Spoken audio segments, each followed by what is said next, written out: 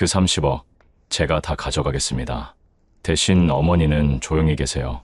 2배로 불려드릴게요. 그 말이 떨어진 순간 제 귀를 의심했습니다. 저를 위해 평생을 살아줄 줄 알았던 제 아들이 입에 담은 말은 믿을 수 없을 만큼 차가웠고 계산적이었습니다. 시청해주신 여러분들, 행운이 대박 나시길 기원하며 구독과 좋아요 한 번씩 부탁드립니다. 여러분의 작은 행동이 제겐 큰 힘이 됩니다. 박상훈, 제 아들은 눈 하나 깜빡하지 않고 말했어요. 그의 옆에는 여전히 무표정한 얼굴을 한 며느리, 최유진이 앉아 있었습니다. 그 둘은 마치 이미 모든 걸 짝이라도 한 듯 저를 바라보고 있었습니다. 너 지금 뭐라고 했니? 제 목소리는 떨렸고 눈앞이 뿌옇게 흐려졌습니다. 어머니, 그냥 투자라고 생각하세요. 저희가 잘 관리해 드릴게요. 그 나이에 그 돈 갖고 계셔봤자 뭐 하시려고요. 제 속에서 무언가가 무너졌습니다. 이게 내 아들 맞나 싶었죠. 너희 속셈 이제 다 알겠다. 2번 말 안 하마. 경찰 부르기 전에 당장 내 집에서 썩 나가. 전 떨리는 손으로 소파에 놓인 지팡이를 집어들었습니다. 눈가에 맺히는 눈물을 꾹 참고 고개를 들었습니다. 그 순간 박상우는 믿기지 않는다는 얼굴로 웃음을 지었습니다. 정말 후회 안 하시겠어요? 그래. 후회 안 해. 내가 후회해야 할 건 지금까지 너희를 믿은 거야. 그 순간 공기가 얼어붙었습니다. 침묵 속에서 며느리의 눈빛은 처음으로 흔들렸고 아들은 말없이 짐짓 분노를 참는 듯 보였습니다. 안녕하세요. 저는 김영자, 올해 68이 된 평범한 노인입니다. 지금껏 말로는 다 못할 세월을 살아왔고 묵묵히 가족만을 바라보며 살았습니다.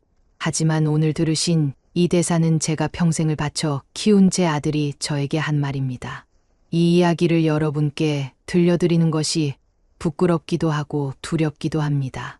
하지만 누군가는 이 얘기를 꼭 알아야 한다고 생각했습니다. 지금 제게 벌어진 이 일들이 현실인지 악몽인지 모르겠습니다. 혹시 여러분 중에도 저와 같은 경험을 하신 분이 계신가요? 저와 같은 어머니가 이 세상에 더는 상처받지 않길 바라며 이 이야기를 시작합니다. 문이 열리는 소리만 들어도 심장이 멎는 줄 알았습니다. 박철수가 퇴근 후 집에 오는 날은 저에게는 고문 같은 시간이었죠. 그날도 어김없이 그는 술에 취해 비틀거리며 들어왔습니다. 얼굴은 붉게 달아올랐고 눈빛은 흐리멍덩했습니다. 신발조차 제대로 벗지 않은 채 거실에 들어서며 식탁 위에 놓인 소주병을 움켜쥐더니 바닥에 내팽개쳤습니다. 쨍그랑 유리 조각이 사방으로 튀었고 본능적으로 몸을 움츠렸습니다. 그의 눈이 저를 정면으로 노려보는 그 순간 저는 얼어붙은 듯 아무 말도 하지 못했습니다. 넌 왜 항상 날 무시하냐? 무겁게 가라앉은 목소리였지만 그 안에 담긴 분노는 마치 제 온몸을 집어삼킬 듯 강했습니다. 그는 휘청거리며 제게 다가왔고 저는 고개를 푹 숙인 채 조용히 서 있었습니다. 그와 대화하는 건 불에 기름 붓는 일이란 걸 너무나 잘 알았으니까요. 그날 술병 파편이 제 다리에 박혔습니다. 피가 흘러내렸고 저는 다리에 힘이 풀려 주저앉았습니다. 그런데도 박철수는 그런 저를 내려다보며 비웃기라도 하듯 고개를 갸웃거렸습니다. 왜? 내가 뭘 잘못했는지 모르겠지? 그날 밤 저는 혼자서 119에 전화를 걸었고 피를 흘린 채 병원 응급실로 실려갔습니다. 의사는 파편을 꺼내고 다리를 꿰맸습니다. 마취가 퍼지는 와중에도 제 머릿속은 남편의 싸늘한 눈빛뿐이었습니다. 그런 일은 한두 번이 아니었습니다. 폭언, 폭행, 외도, 무시. 그의 삶에는 저를 위한 공간이 단 한 뼘도 없었고 저는 그 공백을 채우기 위해 끝없이 애쓰며 살았죠. 결혼 전 박철수는 다정했습니다. 내가 없으면 못 산다는 말을 달고 살았던 사람이었어요. 그런 그가 결혼 몇 해 만에 변했습니다. 퇴근길마다 술에 취해 귀가했고 옷차림이 점점 멀끔해지기 시작하더군요. 거울 앞에서 향수를 뿌리던 그의 모습은 제가 아는 박철수가 아니었습니다. 그러던 어느 날 밤 그가 입고 온 셔츠에 선명한 립스틱 자국이 묻어 있었죠. 붉은 흔적, 그것은 저를 철저히 무너뜨렸습니다. 이거 뭐야? 당신 어디서 온 거야? 그는 태연했습니다. 그냥 장난이야, 회사 사람들끼리. 하지만 그 웃음 속엔 후회도 미안함도 없었습니다. 그 순간 전 깨달았죠. 내가 사랑했던 사람은 이제 여기에 없다는 걸. 이제와 돌이켜보면 그와 보낸 세월은 마치 감옥 같았습니다. 그는 언제나 저를 가두고 조롱하고 외롭게 했습니다. 그에게 맞서기엔 저는 너무도 외로웠고 아이가 있는 엄마로서 선택지가 없었습니다. 하지만 아이는, 아니, 박상우는 그 모든 장면을 보고 자랐습니다. 술 취한 아버지를 마주했던 그 아이의 눈빛, 겁에 질린 채 방문을 잠그던 아들의 뒷모습. 그때 저는 다짐했었죠. 이 아이만은 저런 어른이 되지 않도록 키우겠다고. 그런데 그 아이가 지금 제게 유산을 넘기라고 합니다. 그 모든 상처와 고통을 안고 살아낸 저에게 계산서를 들이미는 겁니다. 남편 박철수가 집에 들어선 그 밤, 저는 뭔가 이상한 느낌을 받았습니다. 그는 늘처럼 술에 취한 듯 비틀거리긴 했지만 그날따라 유난히 멀끔하게 정장을 차려입고 있었습니다. 그리고 저측이 소매, 심지어는 가슴팍까지 도무지 무시할 수 없는 선명한 붉은 립스틱 자국이 남아 있었습니다. 단 한 군데도 아니었습니다. 저를 보란 듯이 일부러 새겨놓은 듯 도드라지게. 심장이 미친 듯이 뛰었습니다. 피가 거꾸로 솟는다는 말, 그때 처음 실감했죠. 이게 뭐야? 박철수는 처음엔 시선을 피했습니다. 그러다 제가 셔츠를 가리키자 시큰둥한 표정으로 코웃음을 치며 말했습니다. 그냥 회사 사람들 장난이지. 뭐 그렇게 예민하게 굴어? 그 말이 더 분노를 자극했습니다. 이게 장난이라고? 이게 어디서 어떻게 묻은 건데? 그는 대답 대신 셔츠를 벗어 바닥에 던졌습니다. 그러고는 휘청거리며 욕조로 들어가 물을 틀더군요. 그 셔츠는 바닥에 그대로 뒹굴었습니다. 저는 그 셔츠를 바라보며 멍해졌습니다.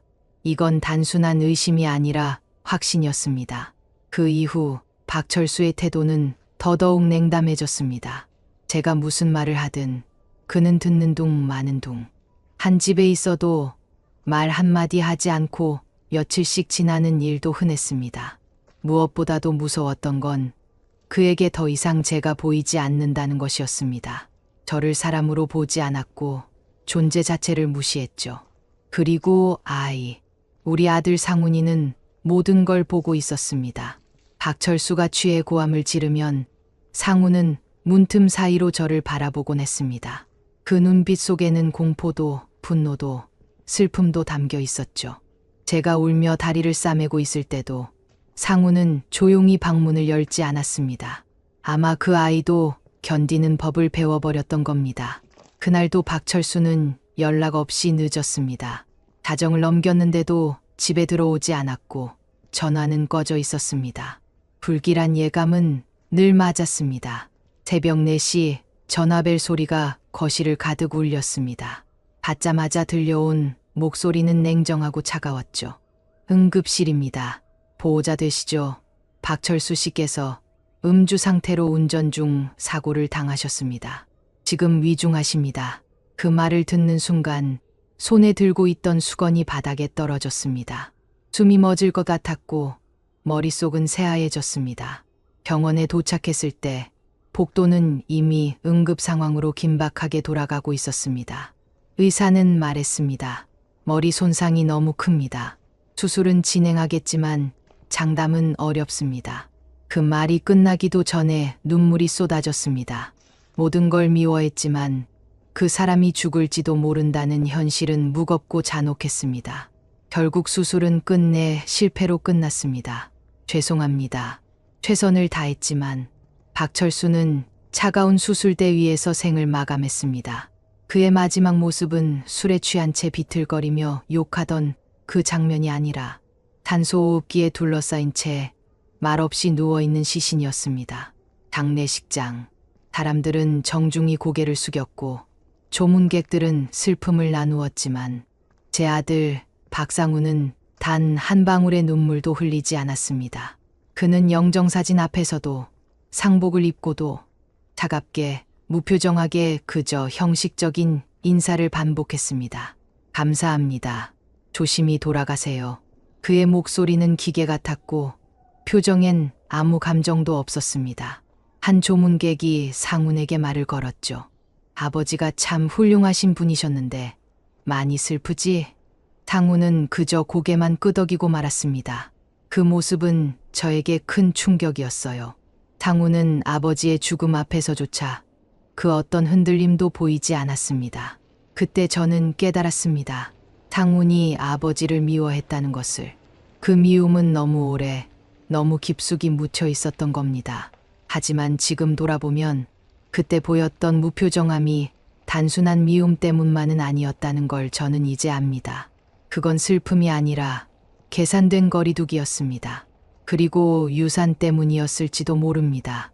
남편의 장례식이 끝난 지 한 달쯤 지났을 무렵 박상훈과 최유진 부부는 다시 제 집으로 들어왔습니다. 신혼집이 아직 준비되지 않았다는 이유였습니다. 하지만 저는 본능적으로 느꼈습니다. 그들의 귀환이 단순한 사정 때문만은 아니라는 걸.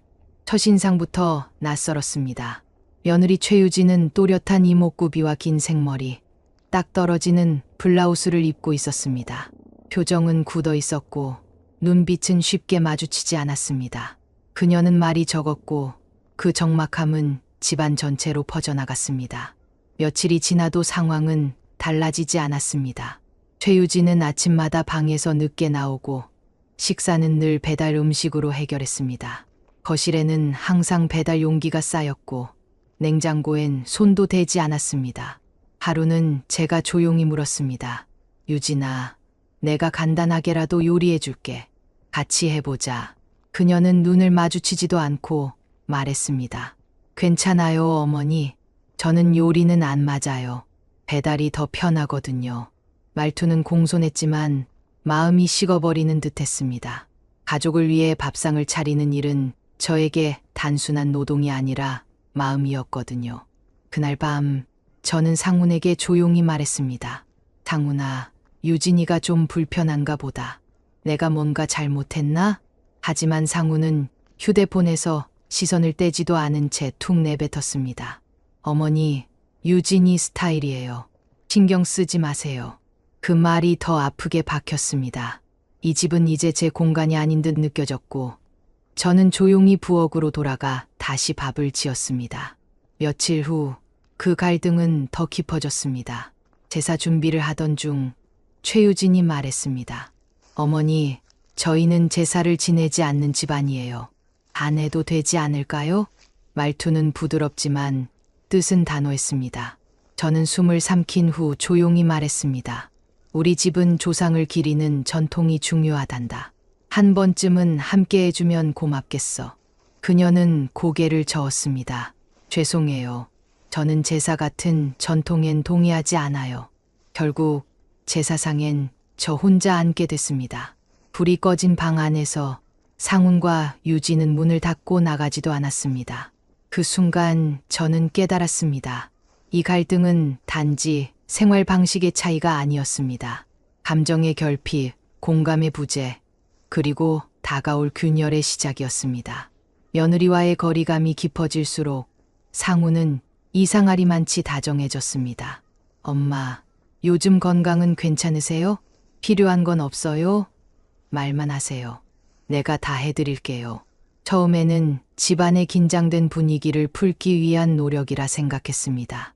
하지만 그 다정함은 너무 갑작스럽고 너무 과했습니다. 그의 말투는 매끄럽고 공손했지만 눈빛은 자주 제 시선을 피했습니다. 어느 날 박상훈이 조심스레 말을 꺼냈습니다. 엄마, 아버지 유산은 어떻게 할 생각이에요? 그 순간 등줄기를 타고 냉기가 훑고 지나갔습니다. 유산, 아직은 생각 안 해봤다. 제 대답에 그는 미소를 지으며 말했습니다. 저희가 도와드릴 수도 있어요. 뭐 투자라든가 관리라든가 그냥 엄마 힘들게 하지 말자는 거예요. 그의 말은 달콤했지만 꿀처럼 끈적했고 마음 어딘가를 불쾌하게 찔렀습니다. 그 순간 떠올랐습니다. 아버지 장례식에서 눈물 한 방울 없던 그 얼굴, 무표정한 채 조문객을 맞이하던 그 아이의 차가운 태도, 그것이 슬픔이 아닌 계산이었음을 이제야 깨달은 겁니다. 며느리 최유진은 한술 더 떴습니다. 어머니, 저희가 투자 쪽에 관심이 많아요. 아버님 유산 일부라도 굴리면 분명 더 불려드릴 수 있어요. 그녀의 말투는 친절했지만 그 안엔 철저한 계획과 탐욕이 숨어 있었습니다. 그날 밤 저는 한참을 멍하니 앉아 있었습니다. 이 아이들이 정말 내 자식이 맞는 걸까? 내가 평생을 바쳐 키운 상훈이가 내 행복이 아닌 내 재산에 집착하고 있는 걸까? 유산. 그 단어가 처음엔 그저 현실적인 단어일 뿐이었지만 이제는 저에게 있어 가장 차가운 말이 되어버렸습니다. 상훈과 유진의 말 한마디, 시선 하나, 침묵 하나까지도 모두 의심스러워졌습니다. 나는 그들에게 사랑받는 어머니가 아니라 30억을 들고 있는 자산가였던 걸까요? 그날은 명절을 앞둔 이른 아침이었습니다. 거실에서는 아들과 며느리가 나란히 앉아 있었고 저는 전 부치며 허리를 굽히고 있었죠. 기름 냄새에 손끝은 달아오르고 있었지만 그들의 말소리는 점점 더 뚜렷하게 제 귀를 자극했습니다. 어머니, 아버지 유산으로 투자 좀 해보는 게 어떠세요? 박상훈이 말했습니다.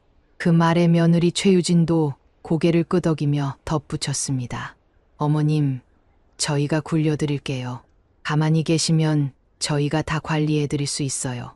기름이 튀는 소리와 함께 제 속에서도 무언가가 튀었습니다. 저는 참을 수 없었습니다. 그만해라.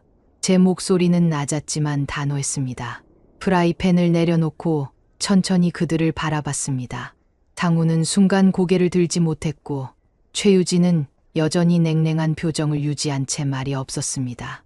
그만 좀 해라. 제발. 너희들 짐 싸.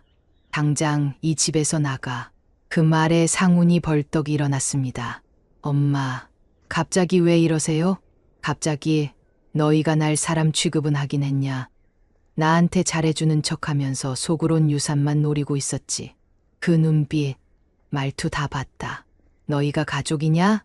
최유진은 아직도 침묵을 지키고 있었습니다. 상훈은 말을 잇지 못하고 서 있었고 저는 손을 떨며 그들을 향해 외쳤습니다. 지금 당장 짐 싸. 너희가 내 집에서 더 머무는 것도 숨 쉬는 것도 이젠 역겹다. 방 안에 들어가던 그 순간 두 사람은 마침내 움직이기 시작했습니다. 짐을 챙기고 옷을 넣고 하나하나 말없이 정리하는 그 모습. 창밖에는 겨울 햇살이 들이오고 있었지만 집 안 공기는 싸늘하기만 했습니다. 상우는 마지막으로 저를 한번 쳐다봤습니다. 말없이, 단 한마디도 없이 그 시선을 피하지 않았습니다. 오히려 더 단호하게 말했습니다. 그동안 고맙단 말 한마디 못 듣고 살아왔지만 오늘로 끝이다. 이제부터 내 인생은 내 거다. 누구에게도 휘둘리지 않겠다. 문이 닫히고 발걸음이 멀어져 갔습니다. 집안은 다시 조용해졌고 저는 주저앉아 거실 바닥을 바라보았습니다. 그들이 떠났다는 사실보다 그동안 참아왔던 모든 것이 터져 나왔다는 점에서 이상하게도 숨통이 트였습니다. 아들과 며느리를 내보내고 나서 한동안은 정말 평화로웠습니다. 아침에 눈을 뜨면 온 집안이 고요했고 냉장고를 열면 식탁엔 제가 만든 음식이 가득했습니다. 혼자라는 사실이 처음에는 쓸쓸했지만 차츰 그 고요가 편안함이 되어갔습니다. 하지만 그 평온은 오래가지 않았습니다. 며칠이 지나자 상훈이 다시 전화를 걸어오기 시작했습니다. 엄마, 미안했어요. 그날은 우리가 너무 경솔했어요. 목소리는 착 가라앉아 있었고 몇 번이고 사과를 반복했습니다. 그렇게 시작된 연락은 점점 더 자주, 더 길게 이어졌습니다. 며느리 유진도 같이 전화를 바꿔 받았습니다. 어머님, 정말 죄송했어요. 어머님 마음을 몰랐던 것 같아요. 저희가 다시 찾아뵈도 괜찮을까요? 차가웠던 그 말투는 감정을 담으려 애쓰고 있었지만 저는 속으로 생각했습니다. 이 아이들이 정말 변한 걸까? 아니면 다시 유산 얘기를 꺼낼 타이밍을 노리고 있는 걸까? 그리고 예상대로였습니다. 며느리 유진은 어느 날 조용히 커피를 내어주며 말했습니다. 어머님, 얼마 전 들은 얘긴데요. 혹시 어머님이 재혼하신다면 유산이 제3자에게도 갈 수 있다고 들었어요. 말끝을 흐리며 눈치를 보는 그녀의 얼굴에서 저는 노골적인 계산을 읽을 수 있었습니다. 그녀는 본심을 감추지 않았습니다. 사실 그 돈이 우리에게도 중요한 부분이긴 해요. 저희도 미래가 있으니까요. 어머님께서 잘 판단해 주시면 좋겠어요. 그 순간 저는 더는 아무 의심도 필요 없다는 걸 확신했습니다. 며느리는 제가 행복해지길 바라는 사람이 아니었습니다. 저는 그들의 계산표 위에서 변수가 되어버렸습니다. 재혼은 리스크, 저는 현금 자산, 감정은 존재하지 않았습니다. 그날 밤 저는 일기장에 이렇게 적었습니다. 사람 마음은 이렇게 쉽게 드러나는 걸까? 내가 믿었던 가족이 내 행복을 방해하려 한다면 그게 정말 가족일까? 그 글귀를 쓰며 손이 떨렸습니다. 하지만 동시에 마음 한구석에서는 다짐이 자리 잡고 있었습니다. 이제는 그 누구에게도 내 인생을 맡기지 않겠다. 명절을 앞두고 다시 집에 찾아온 상훈과 유진. 오랜만에 가족이 함께 모이는 날이었지만 저는 마음 한구석이 무겁기만 했습니다. 그래도 저는 분위기를 망치지 않기 위해 일부러 환하게 웃으며 말했습니다. 과일 좀 먹어라. 이렇게 모이니 오랜만이네. 상훈과 유진은 억지로 미소를 지으며 과일을 집어들었고 저는 그 틈을 타 조심스럽게 입을 열었습니다. 상훈아, 엄마 요즘 동네 주민센터에서 정원 교육 프로그램 다니는 거 알지? 거기서 좋은 분을 만났어. 상훈의 손이 멈췄습니다. 뭐, 어떤 분이신데요? 참 따뜻하고 다정하셔. 이야기 나누면 마음이 편해져. 나도 사람인지라 외롭기도 하니까. 그런 분이 옆에 있으면 좋잖니? 순간 상훈의 표정이 굳어졌습니다. 엄마 지금 재혼 생각하고 계신 거예요? 글쎄, 아직은 모르겠지만 그런 생각도 해봤다. 요즘은 다들 혼자보다 둘이 낫다잖니? 그 말이 떨어지자 상훈은 벌떡 일어났습니다. 안 돼요. 절대 안 돼요. 엄마가 무슨 생각으로 그런 말씀을 하세요? 아버지 돌아가신 지 얼마나 됐다고. 그의 목소리는 격앙되어 있었고 눈빛은 차가웠습니다. 며느리 유진도 당황한 듯 고개를 저으며 말했습니다. 어머님, 너무 서두르시는 거 아니세요? 저희도 깜짝 놀랐어요. 저는 그들의 반응에 오히려 더 놀랐습니다. 아니, 내 아버지를 싫어했던 것도 너잖아. 내가 새 인연 만나는 게 그렇게 죄냐? 그건 그거고 이건 다르죠. 가족이잖아요. 엄마, 가족을 생각하셔야죠. 그날 밤 저는 도저히 잠을 이룰 수 없었습니다. 비어있는 남편의 방에 상훈을 재워주고 저는 깊은 한숨을 내쉬며 부엌으로 물을 마시러 나갔습니다. 그런데 상훈과 유진의 방 안에서 희미한 말소리가 새어나왔습니다. 저는 발소리를 죽이고 조용히 다가가 귀를 기울였습니다. 재혼하면 골치 아파져. 유산 복잡해진다고. 그러니까 내가 말했잖아. 어머니 재산 우리 손에 들어오기도 전에 다른 사람한테 넘어갈 수 있다고. 그런 꼴 못 봐. 그 순간 손에 들고 있던 유리컵이 덜컥거렸습니다. 숨을 멈춘 채 저는 그들의 대화를 계속 들었습니다. 우린 지금이라도 막아야 돼. 이번 명절에 정리하지 않으면 우리 손해가 너무 커. 그 말 한마디가 제 심장을 갈기갈기 찢어 놓았습니다. 이 아이들이 진심으로 저를 생각한 게 아니라는 걸. 그들의 반대는 감정도 도리도 아니었습니다. 그저 돈 때문이었습니다. 그들이 말한 우리 가족에는 제 행복도 제 외로움도 포함돼 있지 않았습니다. 다음 날 아침 거실은 조용했습니다. 하지만 그 침묵은 평온함이 아니라 폭풍 전야의 고요 같았습니다. 저는 마음을 다잡고 상훈과 유진을 거실 중앙으로 불렀습니다. 그들은 어색한 얼굴로 제 앞에 앉았고 저는 깊은 숨을 들이쉰 후 말했습니다. 어젯밤 너희들 이야기 들었다. 그 순간 상훈의 얼굴이 굳었습니다. 유진은 당황한 듯 고개를 돌렸습니다.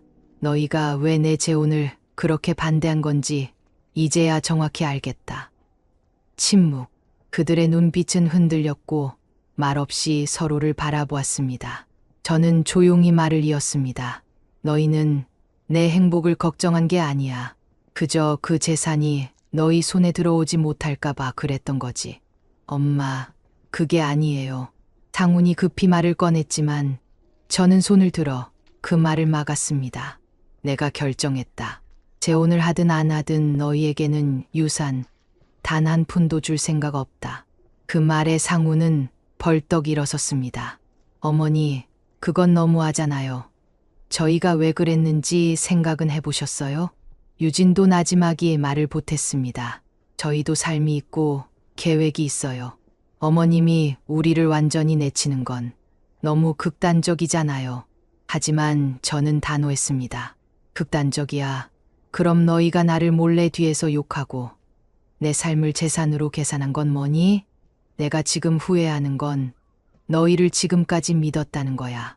하지만 이제는 후회하지 않을 거야. 다시는 속지 않으니까. 잠시 침묵이 흘렀습니다. 유진은 입술을 깨물며 시선을 피했고 상우는 분노를 억누르듯 고개를 떨궜습니다. 짐 챙겨라. 오늘 당장 나가. 이 집, 이 인생에서 너희는 이제 끝이다. 그들은 말없이 자리에서 일어났고 작은 가방에 짐을 담기 시작했습니다. 조용히 문이 닫히는 순간 저는 그제야 의자에 앉아 무너졌습니다. 눈물도 나지 않았습니다. 그저 깊은 한숨만이 흘러나왔습니다. 모든 것이 끝난 자리, 저는 혼자였습니다. 하지만 그 혼자라는 상태가 더 이상 두렵지 않았습니다. 왜냐하면 저는 이제 진짜 저의 인생을 살아가기로 마음먹었으니까요. 봄이 되자 정원에는 새싹이 돋고 나무 가지마다 연두빛 잎이 피어났습니다. 그리고 그 정원 한편에는 늘 웃는 얼굴로 저를 기다려주는 사람이 있었습니다.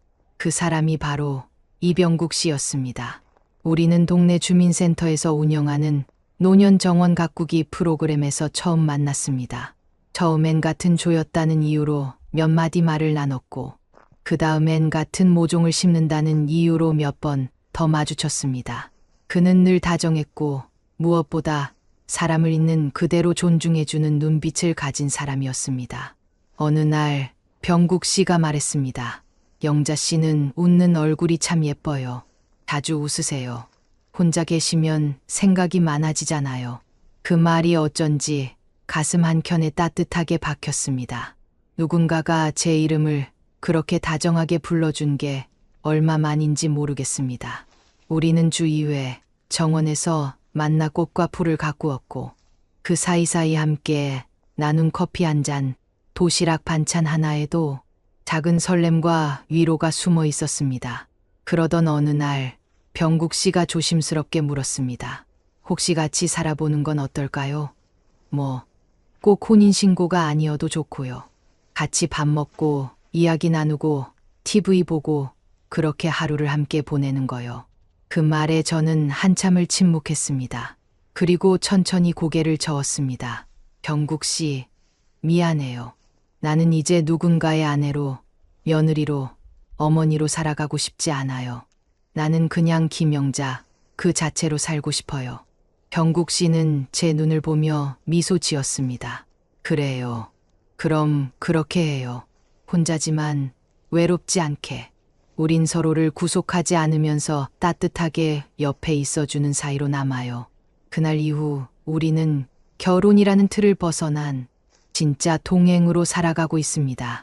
언제나 손을 잡지는 않지만 늘 곁에 있고 매일 같이 밥을 먹지는 않지만 언제든지 따뜻하게 안부를 나눕니다. 누군가는 말할지 모르죠. 그게 무슨 관계냐고. 하지만 저는 압니다. 지금 이 순간 저는 누구의 그늘 아래도 아닌 제 뜻대로 살아가고 있다는 걸. 그리고 그 옆에 있는 사람이 진심으로 저를 아끼고 바라봐주는 단 한 사람이라는 것도요. 이제 조용한 저녁이면 거실 창문 너머로 해가 지는 모습을 자주 바라봅니다. 주황빛으로 물든 하늘은 어느덧 낯익은 친구 같고 바람에 흔들리는 커튼 소리조차도 위로처럼 느껴집니다. 누구의 목소리도 들리지 않는 집안. 예전에는 이 침묵이 너무 무섭고 외로워 견딜 수 없었습니다. 하지만 지금은 다릅니다. 이 고요함이 오히려 저를 지켜주는 안정이자 자유라는 걸 알게 되었으니까요. 가끔은 예전 생각이 나기도 합니다. 박철수가 소리치던 밤들, 아이를 끌어안고 문을 잠그며 울던 저녁들, 식탁에 앉아 아무 대꾸도 없이 밥만 먹던 가족들. 그 모든 순간이 저를 부서뜨릴 것 같았지만 이제는 그 시간들마저도 제가 여기까지 올 수 있게 만든 조각이었습니다. 그리고 상훈이, 내 아들, 내 뱃속에서 10달을 품고 낳은 아이, 그 아이가 결국 저를 돈으로 바라봤다는 사실은 평생 지워지지 않을 깊은 흉터가 됐습니다. 하지만 그 아이도 아마 외로웠을 겁니다. 아버지의 분노 속에서 자란 아이, 어머니의 고통을 보며 자란 아이, 그 아이는 따뜻한 감정을 배울 기회를 제대로 받은 적이 없었을지도 모릅니다. 그렇다고 해서 용서가 되는 건 아닙니다. 상처는 여전히 제 안에 살아 숨쉬니까요. 하지만 이제는 그 상처에 끌려가지 않고 품고 살아가는 법을 배웠습니다. 요즘 저는 작지만 소중한 것들을 챙기며 살아갑니다. 이병국 씨와 함께하는 주말 아침의 정원일, 햇살 좋은 날 작은 텃밭에 앉아 피어난 꽃을 바라보는 시간, 가끔 라디오를 켜고 손뜨개를 하며 흘리는 미소 하나. 누가 보기엔 평범하고 아무렇지 않은 하루들이지만 저에게는 너무도 귀하고 아름다운 날들입니다. 가족이 전부였던 시절, 저는 저를 항상 뒷전으로 밀었습니다. 모두가 밥을 먹고 모두가 자리를 정리한 뒤에야 제 자리에 앉을 수 있었던 그 시간들. 이제는 제가 먼저 앉고, 제가 먼저 웃고, 제가 먼저 저를 사랑합니다. 혹시 이 영상을 보고 계신 분들 중 저처럼 모든 걸 가족에게 내어주고 살아오신 분이 계신다면 한 번쯤은 물어보세요. 나는 지금 나를 사랑하고 있는가? 그 질문이 여러분 삶을 조금 더 따뜻하게, 조금 더 단단하게 만들어 줄 겁니다. 긴 이야기 들어주셔서 감사합니다. 저는 이제야 비로소 나로서 살아가는 삶이 무엇인지 알 것 같습니다.